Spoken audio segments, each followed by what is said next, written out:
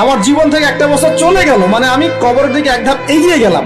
এখন এগিয়ে যাওয়ার খুশিতে আপনি আজকে উৎসব পালন করছেন। আস্তাগফিরুল্লাহ, কি বুদ্ধি মাথায় দেখেন। জীবন থেকে একটা বছর হায়াত কেটে পড়ে গেল, এটাতে সে খুশি হয়েছে এবং খুশি হয়ে সে উৎসব পালন করছে, কনসার্ট করছে, ঢাকঢোল পিটাচ্ছে, পিকনিক করছে। আমার জীবন থেকে একটা বছর চলে গেল, মানে আমি কবরের দিকে এক ধাপ এগিয়ে গেলাম। এখন এগিয়ে যাওয়ার খুশিতে আপনি আজকে উৎসব পালন করছেন। আস্তাগফিরুল্লাহ, কি বুদ্ধি মাথায় দেখেন।